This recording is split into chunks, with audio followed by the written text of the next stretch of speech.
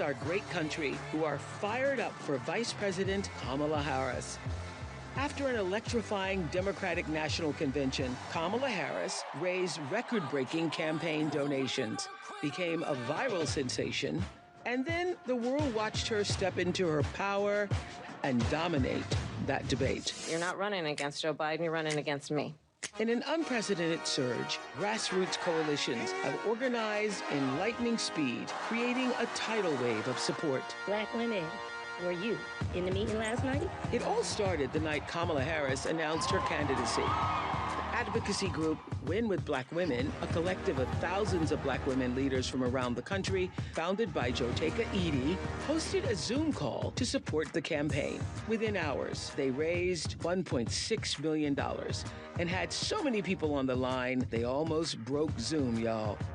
I was on Zoom with 44,000 other Black women who were all focused on getting this woman to the White House. Win with Black Women was the original spark that inspired over 100 other groups to organize their own Zooms for Kamala, like Win with Black Men, white women answer the call, white dudes for Harris, Jewish women for Kamala. Be the badass Jewesses that I know you all are. Comics for Kamala. She is the president America needs. Swifties for Kamala.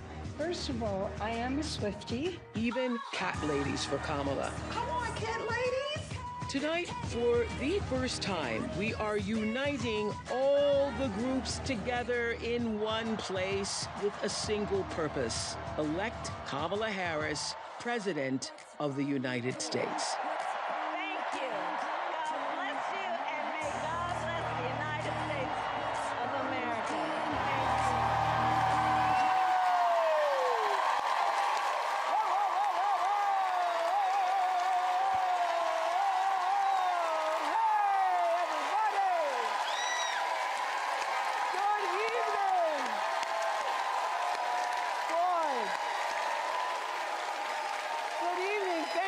Joining us. Thanks for joining us. Everybody on screens, thank you.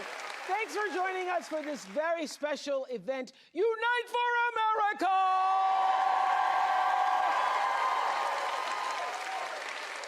And that's exactly what we're doing live tonight, uniting from Farmington Hills in Oakland County, Michigan.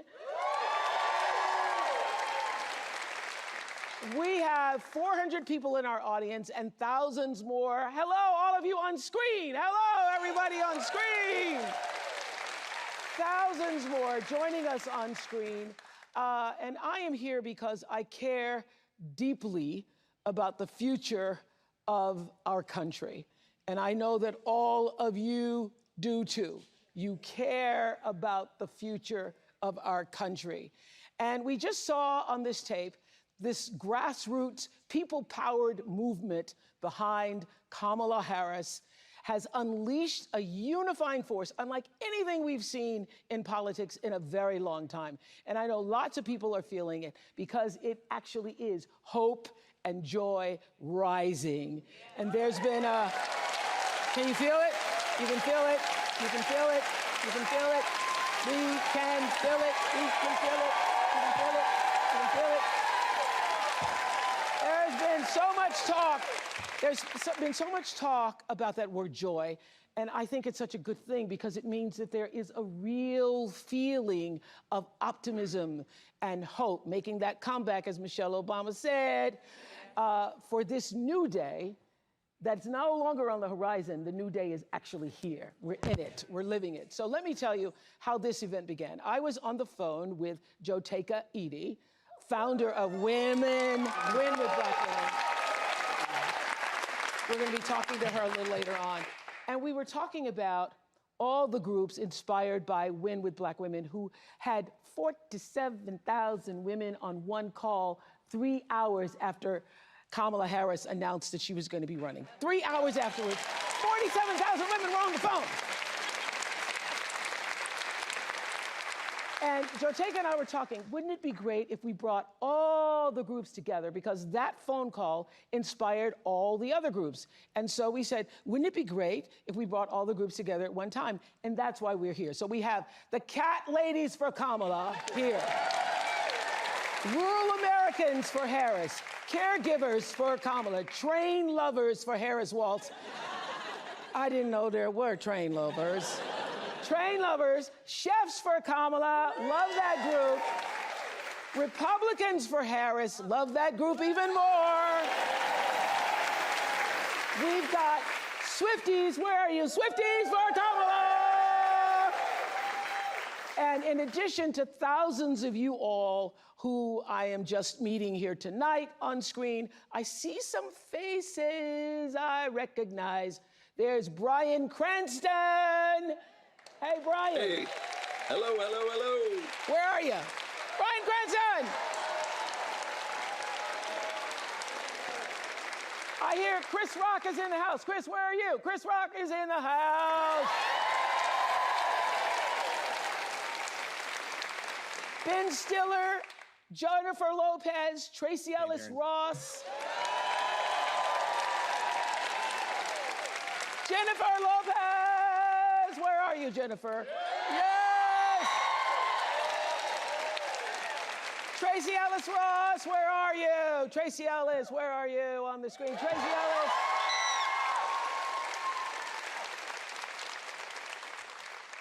Julia Roberts, where are you?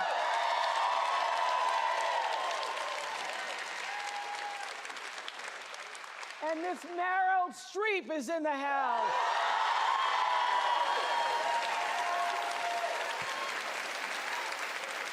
So glad to have all of you familiar faces and those of you who are not yet familiar to all of us. Okay, Bryan, so happy to have you here tonight. Bryan Cranston, what do you want to say? Why did you want to join us here tonight? I'm just smiling from ear to ear, Oprah. I have never felt this much joy and optimism in a campaign in a long time. So I'm just so appreciative of Kamala to be able to bring back that sense of optimism and to squash the cynicism and the vitriol and the rancor that just seems to be floating all around Washington. And I hope that we're going to ride this wave into Washington. I'm here to support. I can't be happier than this candidate. I think she's going to be a terrific president. Thank you, Bryan Cranston. So, thanks, Bryan. Thank you so much for joining us all the way from London. Chris Rock, so it's the middle of the night there. You're the one who told me, remember, Chris and I ran into each other this summer, and Chris, no matter where you meet him, he's funny. He goes, there's going to be weeping in the streets. Are we ready for the weeping in the streets? When Kamala Harris becomes president of the United States of America. Weeping in the streets. What do you want to say, sir? I've always been a fan of Kamala, even back when she was running for, I remember writing her a check when she was like the district attorney for something. Maybe it was to get out of a parking ticket or something. But I've been writing her checks for a long time. And I just want to bring my daughters to the White House to meet this Black woman president.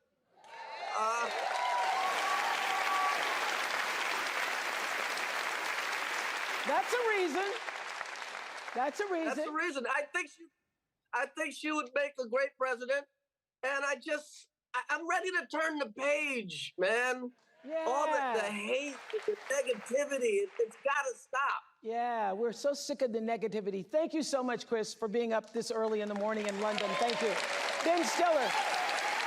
Ben Stiller, I heard you were on the Comics for Kamala, and so I want to know, were all the Comics for Kamala trying to outdo each other with jokes for Kamala when you were on for Comics for Kamala? They were, and I didn't outdo anyone. I was probably the least fun of all the comics. But it was really, I mean, it was great though, because everybody was so energized. And I mean, I got to go to the convention and see her speech, which was just incredible, and feeling that energy, feeling kind of going from a stop Trump mode into a go Kamala mode, the people starting to, really hear what she's about. And You know, I have a 22-year-old daughter, 19-year-old son who's going to be voting in his first election. My daughter's, her reproductive rights are incredibly important. Standing up for. Thank you, Ben. Thank you, Ben. And I think standing up for, yeah. I think what Chris said. We're ready to turn the page. Thank you, Ben Stiller. So we are all together, united for one cause, and that is to get out the vote for Kamala Harris. Joteka Edie is here, and you describe Win with Black Women as a collective love letter to ourselves. I know you all been doing this a long time. I was on a lot of calls with y'all in 2020, but we ain't never seen nothing like this before, right? Stand up, tell us, what is happening? Explain the power of what happened 3 hours after Kamala, we knew that she was going to step into this candidacy. First of all, Oprah, this is amazing to just be united. And that night, Black women everywhere, we knew one thing. We wanted to gather in our joy, and we knew that we needed to get to work. And on that night, Black women, the 44,000 on that Zoom, and the additional 50,000 Black women and our friends that joined to watch that Zoom, what we knew was that it was a moment in our country to show what Black women have always done. That love letter that I often speak of. That love letter is a letter that started years before any of us in this room, you, myself, were even born. And it started by Black women years ago who knew this moment would be here. But they worked, and they knew they wouldn't see it, but one day we would. And I just think that it is an honor for all of us to be able to usher in this moment, knowing that those who watered this mighty field are now allowing us to eat of the fruit of the trees that is there. Thank you so much. And so, as I said, that call from Win with Black Women is what inspired all the other groups. So White Dudes for Harris raised a bunch of money. Lead organizer Ross Morales Roquetto is here, right? Ross? And I hear that my producer told me you've been working in politics a long time, and that really for more than 20 years, and that you said you hadn't seen anything like this. I haven't seen anything like this since 2008, when President Obama was elected. And when he got elected, it was about a newness and a hope. This time, it's about an exuberance and an excitement that you only get from hard-fought wins and hard-fought losses and knowing what's at stake. And that's why we're not going back. That's why we're not going back. We're not going back.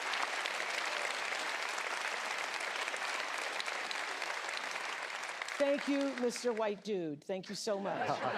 Khalil Thompson is the founder of Win with Black Men. Khalil, what do you want Black men to know about this election? Well, thank you, Oprah and Ms. Winfrey, for allowing us to be here and share in this amazing moment tonight.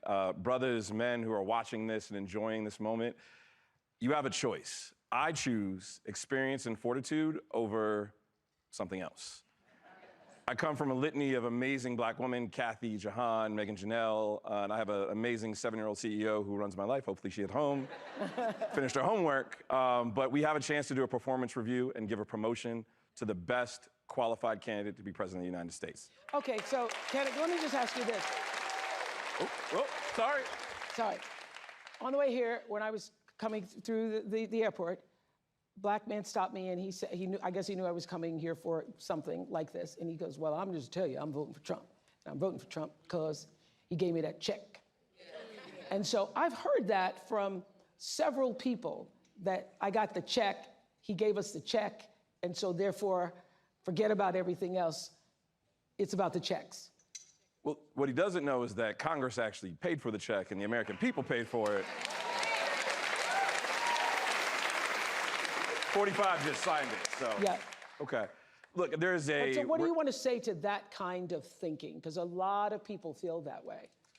We're not a monolith. You can have your viewpoint and views for where you believe, but I think choosing, if I have the choice to go into someone to make the best decision for my family, I don't want someone who has 34 convictions.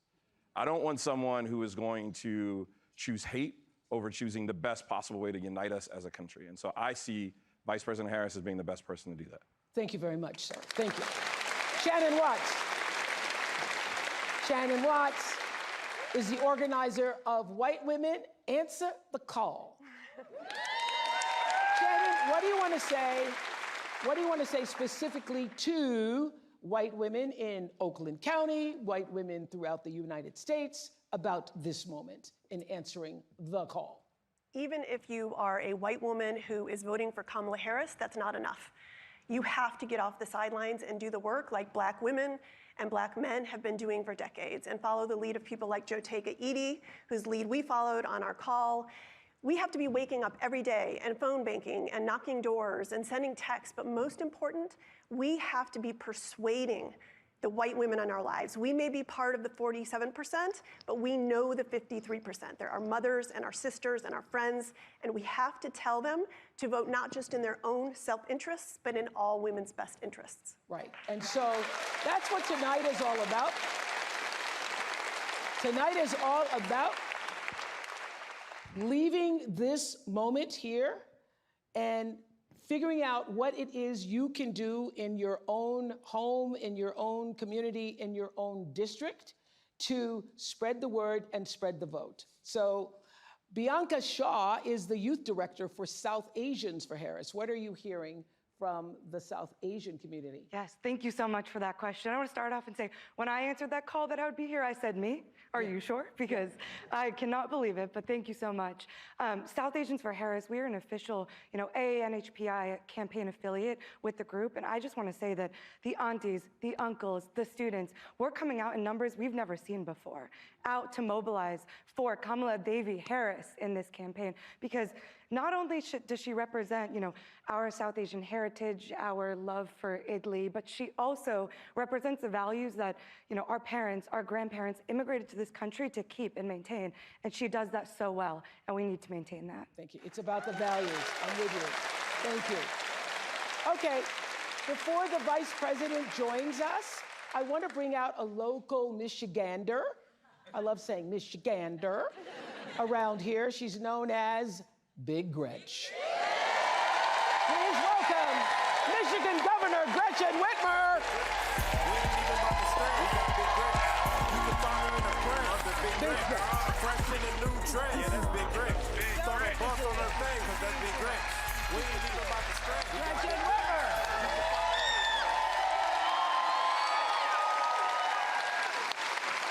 We're so happy to be in your state. Thank you. I'm glad you're here. Yes, and we want everybody who can vote, obviously, to vote, but it's very important for women. So what do you want to say to women? Well, this is going to be a big, close race. Michigan is always tight. We know we're feeling good, but we got to translate that feeling into action. We deserve a leader who is strong and kind. It's not mutually exclusive. And that's why I think this moment is so important for all of us today, but for our kids and future generations too. There's so much at stake here, from our individual reproductive freedom to the ability to get ahead and make a good living and take care of your family. That's all on the line this election. Yes, strong and kind. Yes. Isn't that a notion? And what can Michigan do to help get Kamala Harris to the White House? I think we've got to do the hard work. In 2016, we were short 11,000 votes. That's 2 votes per precinct, which tells you that a conversation you have with a loved one or a neighbor or a fellow parishioner, whomever in your life you can talk to, we've got to do it. Do something, as Michelle Obama said at the convention. Well, this is what we're doing tonight. We're doing something. Thank you for allowing us in your Thank you. state. Thank you so much. Thank you so much. Have a seat there. Thank you. Right there.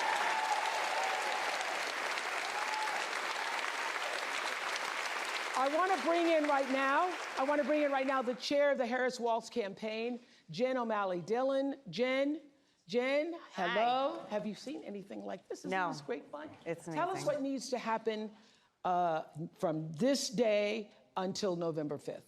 So first of all, this campaign is so inspired by the grassroots organizations that have come together like this, and it is making us stronger as a campaign to work together. We wouldn't be here without them today. We have 47 days left, and you all know the stakes or you wouldn't be here. And while we have this extraordinary growing enthusiasm that the Vice President and Governor Walz are seeing everywhere, we are still in a margin of error race. It's tied. It's tied right here in Michigan. It's tied in all the battleground states. So it's going to take all of us to build a pathway, many pathways to 270 electoral votes. That's what we're focused on in the campaign. In every state, we have to register more people. We have to mobilize our voters to turn out to vote. And then we have got to go persuade those people that still don't know enough about the Vice President and her vision for the future. And if we do that together, all of us, we're going to get over the top, but it's really going to take all of us. And to make sure that you're working in your own lives, have those hard conversations in big and small ways. We're going to inch our way over the finish line because we're going to be able to do it together. And don't you need money?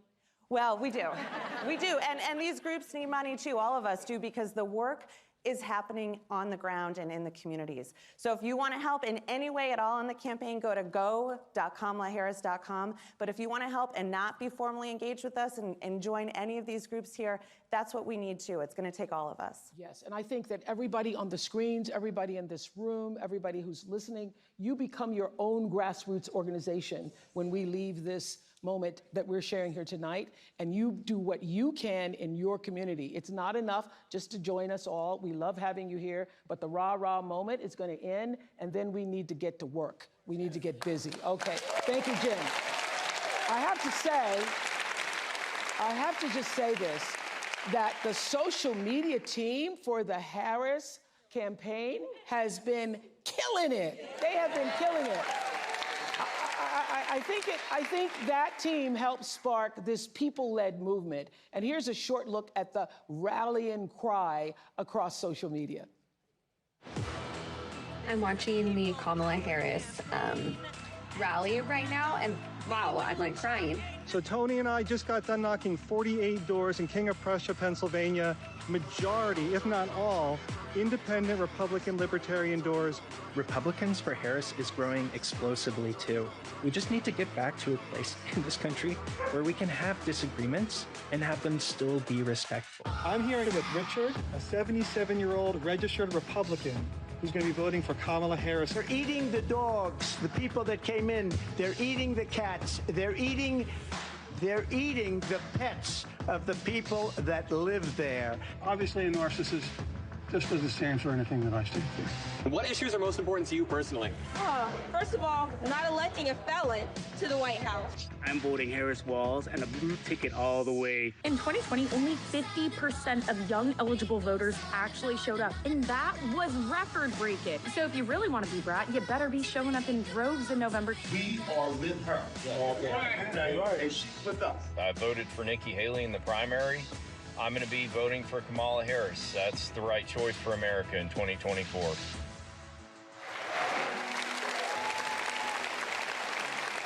Let me tell you, it is about character, and it's about decency and respect, and all the things that we were raised to believe about what it means to be an American citizen and pursue the American dream. And if that is important to you, I hope, whether you are a Democrat or a Republican or somewhere in the middle, you will choose to vote your values, because values are on the line in this election.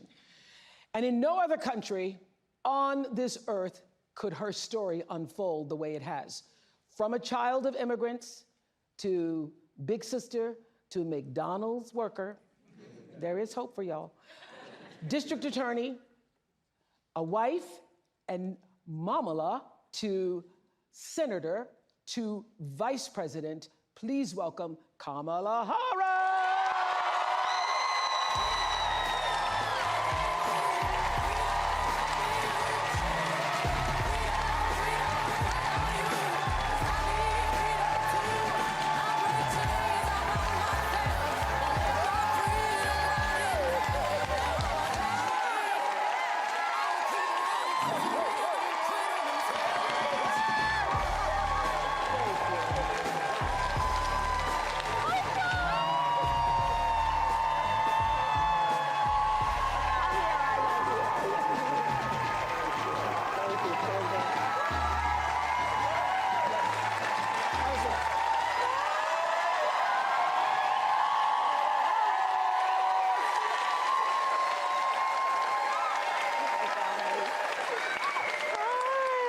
So welcome to Oprah. Hello. Madam Vice President. Hello. Welcome to Michigan. It's so good to be back. And Governor, thank you for everything you are and everything you do for the state. Thank you. Well, thank you. Can you see this? We have 1,000 screens here representing people from all over the country. Hi, everyone. Can you feel? Can you feel? Can you feel it? Can you feel the joy rising in here? I can, and I have to tell you, there's so much that I love about our campaign because it really is about the people. And I look around at these screens, Oprah, I look at who's in the room, and this is America. This is. This is America. You know, I was saying with a group of friends earlier, I think in this moment where we've dealt with so much that I think is quite exhausting around powerful forces that would try and divide us and try us to have us as Americans pointing fingers at each other. Yes. That this movement that is about reminding each other that we have so much more in common than what separates us is so critically important. And this is about the strength of who we are as Americans. And this movement that we're in about, as I like to say, seeing in the face of a stranger a neighbor. Yes, yes, yes, right? yes, yes. An extension of love thy neighbor, that you literally in the face of a stranger see a neighbor. Yes. And approach each other with that level of dignity and grace and kindness. Well, that's exactly what happened with the Win with Black Women. I know you've known Joe Taker for many years. Thank you, my That's dear. exactly what happened. She started it. Is that they had the big call. Your fault. They had the big call and then said, let's open the door. Yeah. Let's open the door and invite everybody else in, and everybody actually came. Organically. Yes. Organically. Like, this is the beauty of our country. You know, there's so much at stake in this election. And ultimately, the question before us is, what kind of country do we want to live in? And the beauty of a democracy, as long as we can hold on to it, the beauty of a democracy is each of us has the power. Each of us has the power to answer that question. That's right. Everybody on this call and beyond has the power. But can I just start with this? Yes, please. I have to say this because in all of my private conversations, Gail, and I've said this 100 times, and everybody is saying it, you all have said it, I know you have. It seems to us that something happened to you the moment Joe Biden, President Biden, stepped aside and withdrew his candidacy, that a veil or something dropped and you just stepped into your power? I mean, literally, looking at you at a speech like the week before, which was a great speech, very nice, and then the next week, I saw you walking in the thing. And I said, what happened to you? You know, we each have those moments in our lives where it's time to step up. Time to step up. Time to step up, you know? Well, the moment you heard, I mean, I really have been saying to people, it felt like a veil dropped and you sort of stepped through that veil. Did that actually, did you feel like that? I felt a sense of responsibility, to be honest with you. And with that comes a sense of purpose. But I mean, we're all here and you all are taking time out of your busy lives, everyone here, everyone on the screen, because there really is so much at stake. You know, I have spent the majority of my career being concerned about the well-being of other people. Yeah. As I've said, in my career as a prosecutor, I never looked at a victim or a witness and asked them, are you a Republican or a Democrat? The only thing I ever asked them is, are you okay? Are you okay? I know when I heard that. You know? Touch me. And traveling this country and knowing what is at stake in terms of fundamental freedoms, what's at stake in terms of fighting against hate and those efforts to divide us. And I do know that I'm in a position to do something about it. So I felt a great responsibility. And the incredible power of the people, right? Who, you know, I'm not the only leader in this. We're all leaders in this. This is so much bigger than me. It's about who we are as Americans. And it's about making clear what we stand for. And what we stand for it is about the ideals upon which we were founded, including the importance of freedom and the importance of independence and the importance of dignity and purpose. But it is also about what we stand for in terms of our values. I think of it this way. I think a lot boils down to values. I just said values are on the line here. It does. I mean, think about it, Oprah. The idea that some would suggest, and that my opponent suggests, which is that the measure of the strength of a leader is based on who you beat down. Come on. The real measure of the strength of a leader is based on who you lift up. And it's important for us absolutely to articulate that. You know, ever since the debate, we feel for our fellow citizens in Springfield. Do you not think about the fellow citizens in Springfield, Ohio, the Haitian families, the non-Haitian families, everybody having to deal with this lie that has endangered the lives of Haitian people and anybody who looks Haitian? Everybody in America feels for that. And everybody in America, left, right, middle, has concerns about immigration. Yeah. And I'm told that Justin, where are you in the audience? Justin. Hello. In our audience. Hello, Madam Vice President. Hi, you live in Michigan. Yes, ma'am. Don't you love saying hello, Madam Vice President? I do. What's your question? It's an immigration question. My question for you is, when you become president, what would be your specific steps? Yeah, of course. What would be your specific steps to strengthening the border? So it's a wonderful and important question. You know, my background was as a prosecutor, and I was also the elected Attorney General for 2 terms of a border state. So this is not a theoretical issue for me. This is something I've actually worked on. Okay. I have prosecuted transnational criminal organizations for the trafficking of guns, drugs, and human beings. I take very seriously the importance of having a secure border and ensuring the safety of the American people. Sadly, where we are now can be traced most recently back to the fact that when the United States Congress, members of the Congress, including some of the most conservative Republicans, came up with a border security bill. And here's what that border security bill would have done. It would have put 1,500 more border agents at the border. Let me tell you, those border agents are working around the clock. It would have just been about giving them some support and relief, which is probably why the border agents actually endorsed the bill. It would have allowed us to stem the flow of fentanyl.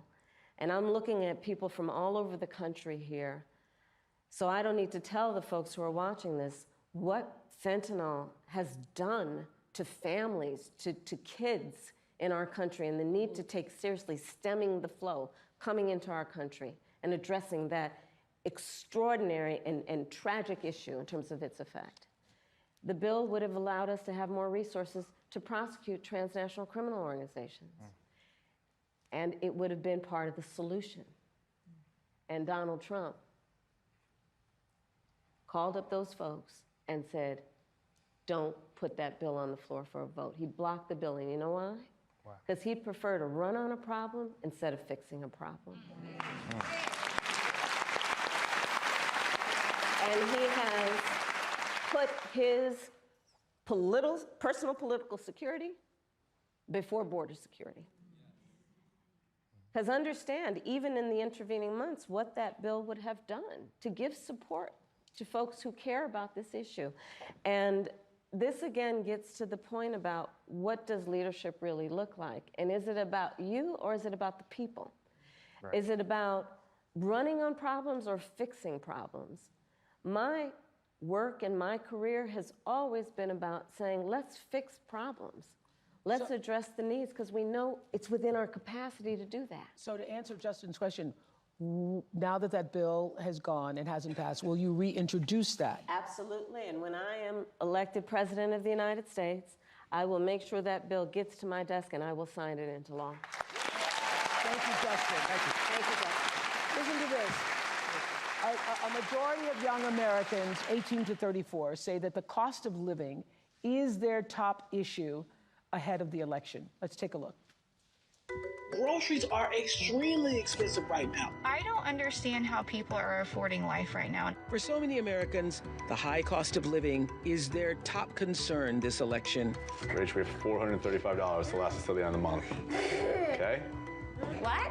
In Philadelphia, Rachel and Garrett say they have to watch every penny. When I think of middle class, I think about people who are able to just get up and go and do things within their means and like not extravagant things, but be able to get up and go to dinner whenever they want, or maybe take that trip, that long weekend trip. We don't have that luxury. By a long shot, her tax plan is phenomenal, no glaze. Kamala Harris just delivered her new economic plan, and boy, oh boy, is it good for small business owners. Holy shit, you guys. Kamala Harris is going to announce tomorrow a $25,000 tax credit for first-time home buyers. When I am elected president, I will make it a top priority to bring down costs and increase economic security for all Americans. Well, Rachel and Garrett are joining us on Zoom from Pennsylvania, and I understand your sister and brother-in-law moved in, and you're hoping to save money to have a second child? That's right. Hi, Oprah. Hi, Madam Vice President. It's nice to be with you all. Yes. Hi. And so, what did you want to say to the Vice President?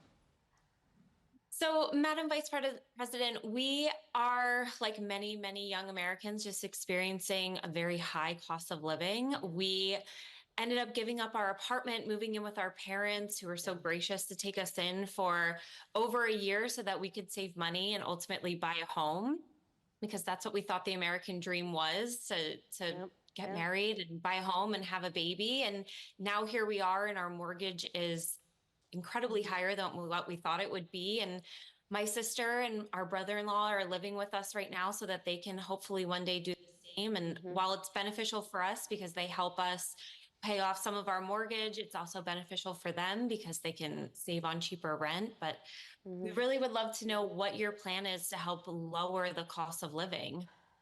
Yeah, first of all, thank you both for being here. And yours is a story I hear around the country as I travel. And in terms of both rightly having the right to have aspirations and dreams and ambitions for your family, and working hard and finding that the American dream is, for this generation and so many recently, far more elusive than it's been. And we need to deal with that. And there are a number of ways. One is bringing down the cost of everyday necessities, including groceries. So that's why I'm taking on, for example, price gouging. Which is when, most companies and corporations are good, but for those bad ones, they take advantage of people, especially during a pandemic or extreme weather, and they end up jacking up prices, and there needs to be accountability and consequence for that. So I'm going to be taking on price gouging. But it's also about dealing with what we need to do around home ownership, right? So as someone mentioned during this film, look, I grew up a child of a mother who worked very hard. She raised me and my sister, and she saved up, and by the time I was a teenager, she was able to buy a home.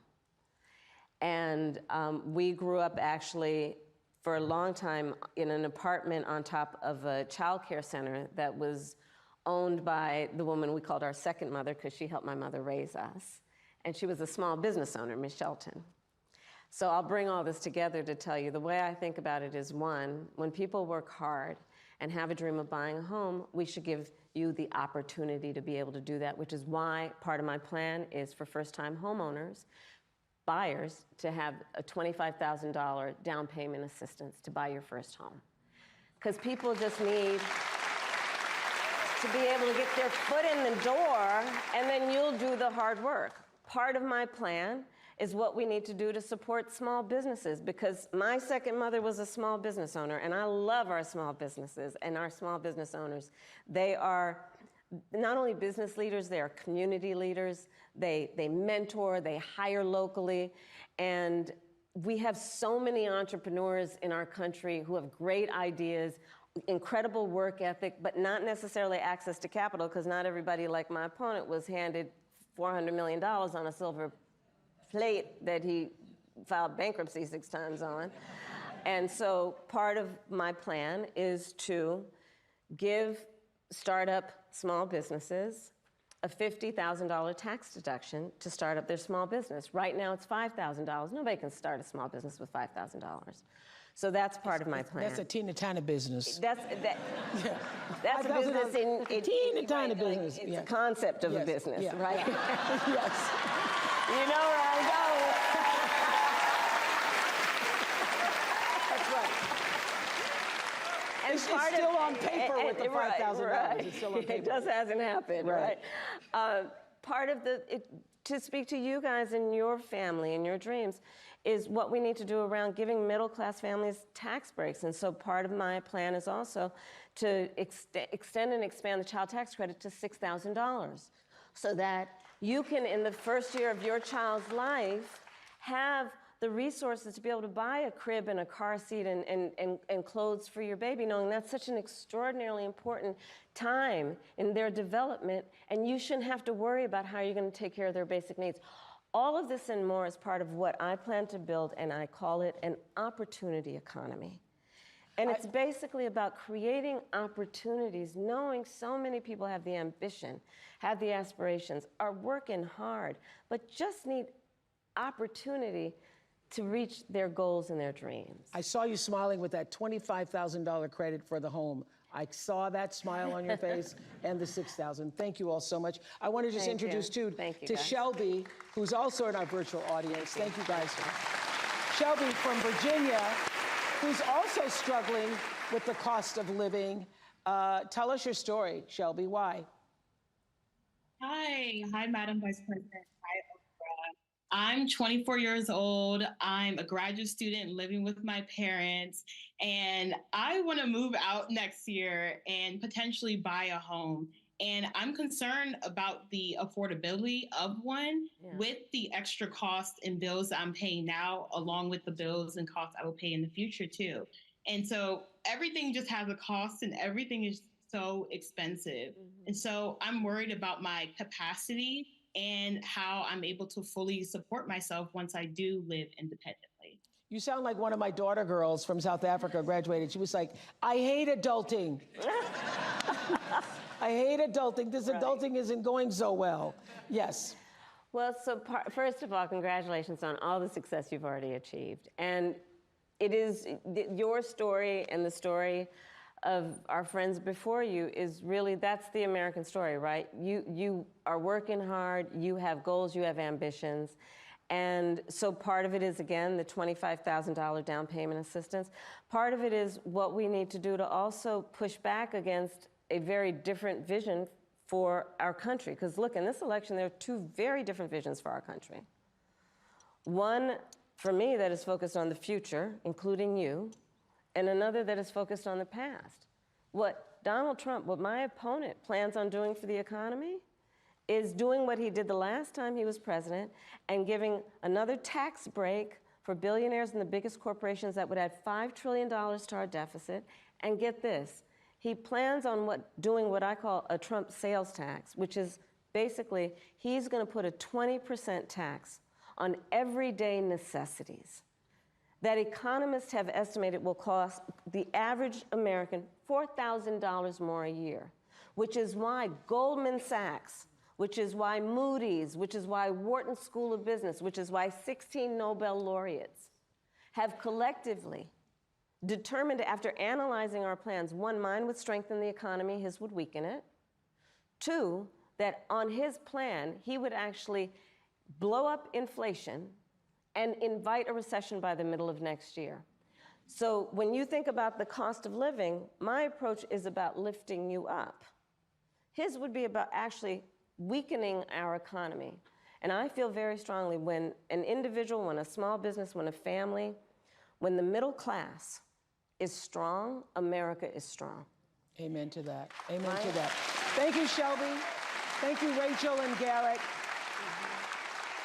So the Harris campaign kicked off the Fighting for Reproductive Freedom bus tour to support the fundamental right for women to make decisions about our own bodies. And here is a short tape on that.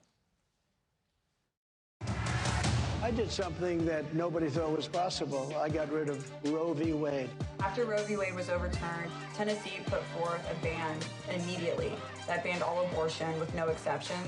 Abortion bans are not pro-life. They are pro-poverty and pro-inequality. It's been over 2 years since a 5-4 ruling by the Supreme Court ended Roe versus Wade, the landmark case that provided nearly 50 years of abortion rights across the United States. Since then, abortions have been banned in over a dozen states. Many women and doctors say the limits on reproductive rights have forced them into unimaginable situations. These policies do not reflect evidence-based medical practice. They do not keep my patients safe. According to the gender equity policy, women who live in states where abortion is banned are up to 3 times more likely to die during pregnancy, during childbirth, or soon after giving birth. I nearly died, all because of Donald Trump's Supreme Court justices overturning Roe v. Wade. So for the millions of you who watched the Democratic National Convention, you will remember Hadley Duvall telling her incredibly powerful story. And in case you didn't see it, here's just a brief look. Growing up, I was an all-American girl. Varsity soccer captain, cheerleading captain, homecoming queen, and survivor.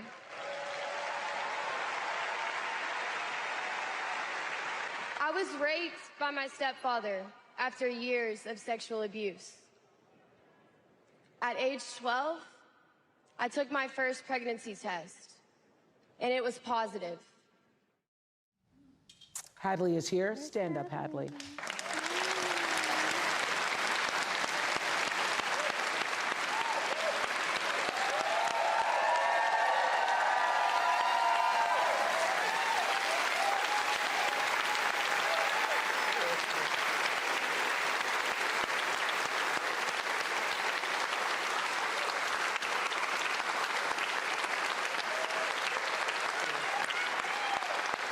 I can tell you, we are all standing up because we are so impressed by your courage to stand up and share your story. Where did that come from, the strength to do this? Because I'm sure you thought long and hard before deciding to go public with your story. When Roe v. Wade was overturned, thanks everybody, I woke up with a harsh reality of my abuse was over, but my story is not. And I just could not fathom thinking about the other Hadleys out there that don't have that choice, that don't have somebody to go to. So being able to find courage and be the light for them, that's really what I do it for. And so what do you want to say to other people who are voting in this election regarding what happened to you and what that means? You can't wait until it's too late to care about reproductive health care, because then it's too late. And when it affects you, it hits, and you can't deny it. You can't look at someone with a story like mine and say it didn't happen. And there are more people like me out there, and there are gonna be so many more who deserve their options. They deserve their choices. Let's get involved. We have someone who's willing to hear us at a level like never before. We have someone who wants to know what we want in this country. We have someone who wants to lift up our voice, and we need to show out and show up for her just like she's showing out and showing up for us. All right. Is there something you wanted to say to Madam Vice President? Madam Vice President, I just want to say thank you. Thank you for seeing us, for hearing us when the Supreme Court won't.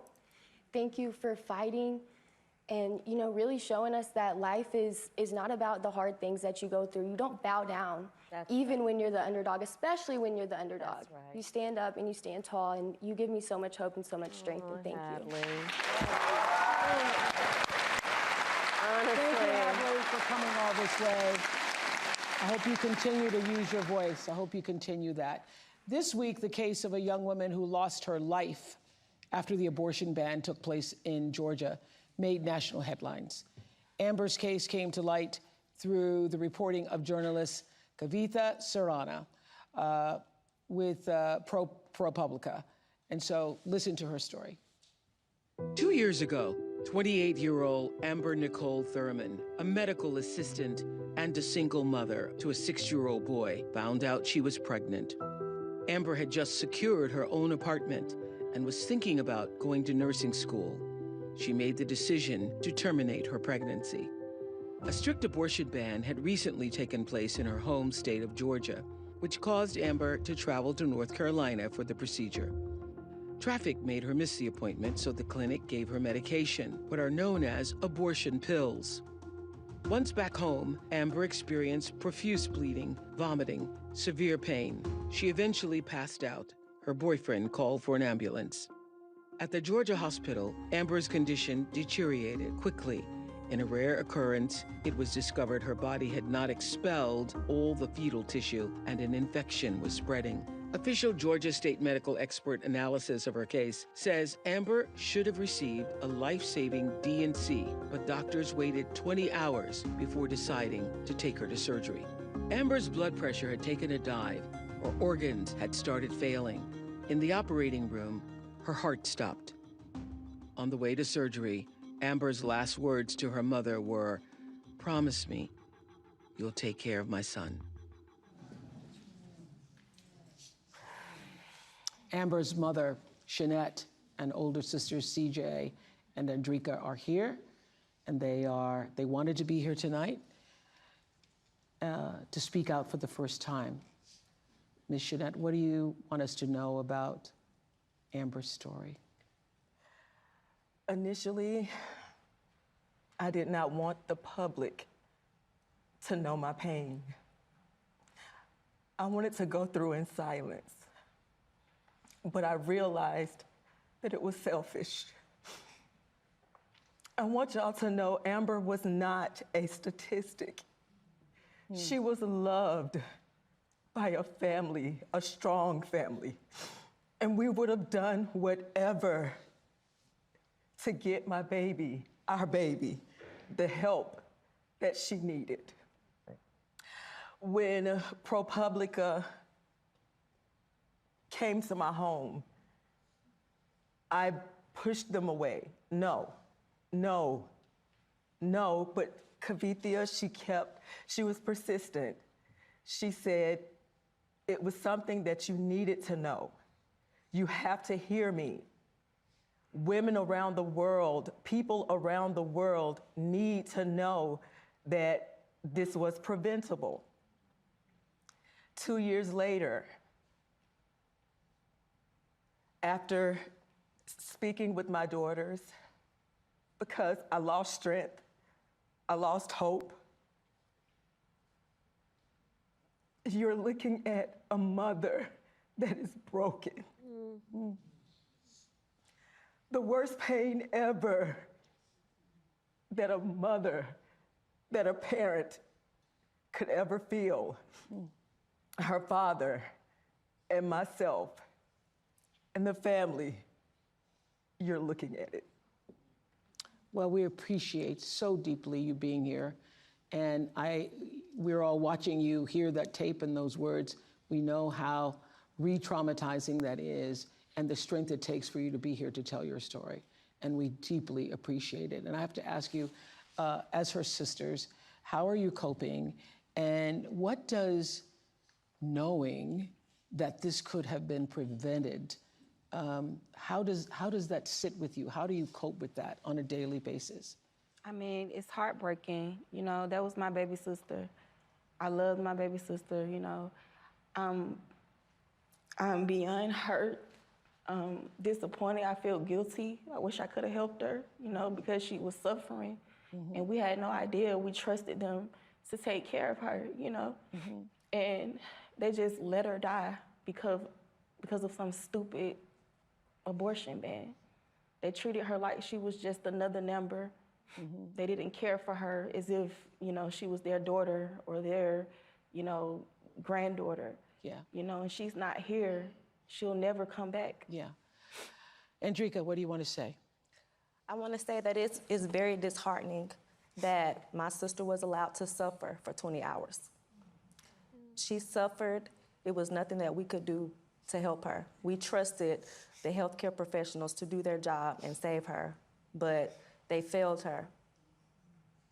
Well, I think the most powerful thing that you've said here, Ms. Jeanette, is that your daughter is not a statistic. She had a life. She was loved by her sisters, loved by her family, loved by those who knew her, and she's not just a statistic.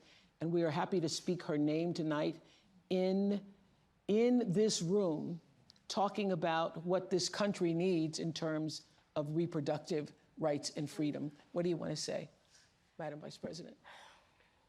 I'm just so sorry. And the courage that you all have shown is extraordinary, because also you just learned about how it is that she died.